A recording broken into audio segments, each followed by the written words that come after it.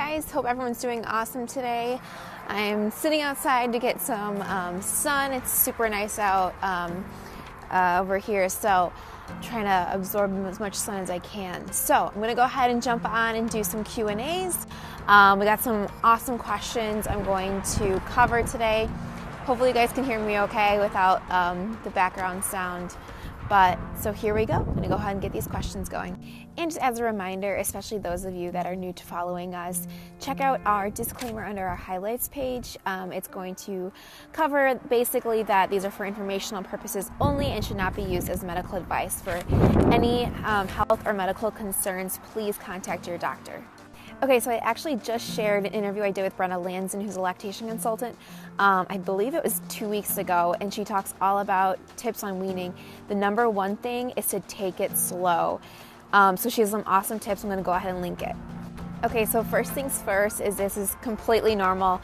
A lot of doctors call this the witching hour, and it can happen for many different reasons. So I'll go ahead and go over the different reasons why it could happen and what you can do to help it. Okay, so this typically happens around 2 to 3 weeks when the prolactin levels in the mom go down. So this is the hormone that helps produce breast milk. So when it goes down, the baby may be frustrated because the milk flow is down and just have them be a little more cranky at that time. Another reason this happens is overstimulation. So they might get frustrated and grumpy, and that can just cause an upset baby. Okay, so you might also want to look at what goes on in your household around that time.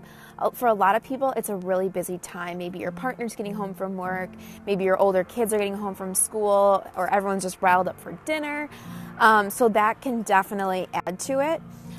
So a big suggestion is to push the other tasks aside. See if your partner can, make dinner. Your kids can kind of occupy themselves, if you have other children, of course, and allow that time with your baby. Allow them to breastfeed on demand. Maybe try baby wearing. That's going to help a lot as well. Also, the skin-to-skin contact is going to be great during that time because they just need a little more reassurance and need their mom at that time. Okay, so this is probably more common than you think, and it's actually called reverse cycling. And with a 5-month-old, it probably is that they're a little more distracted during the day, so they're not feeding as much, so they make up for it at night. Okay, and one way you can help with this is called night weaning, and that's basically just getting them to eat more calories during the day. So one way you can do this is by getting one of those nursing necklaces, and that way they'll chew on it, they'll play with it while they're nursing, so they're not too distracted at other things in the room. The second thing you can do is really change the scenery that you're at. So get into a dark room, turn the lights down low, put on white noise music, and just really, you can rock them, and that will kind of help them relax a little bit more and feel like it's nighttime. And that'll help them focus a little bit more, and eventually they should be able to switch back. So I actually had to think a little bit on this because I've been to some tall buildings, but being a Chicago girl, the Sears Tower, or Willis as they call it now, is probably the tallest tower I've ever been on, all the way to the top. So the short answer is yes. They're equally successful on their own, but if you want an added extra boost, you can definitely take both. It's safe to do that as well. And each mom is going to work completely different, so it's up to you what you want to do.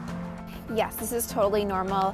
It could have to do with the food they're eating or how they're growing, but it's totally normal. As long as they are gaining weight and going regularly, you have nothing to worry about. If there is something to worry about, I would contact your pediatrician. If you're not following us yet, be sure to follow us at Mommy Knows Best on Instagram.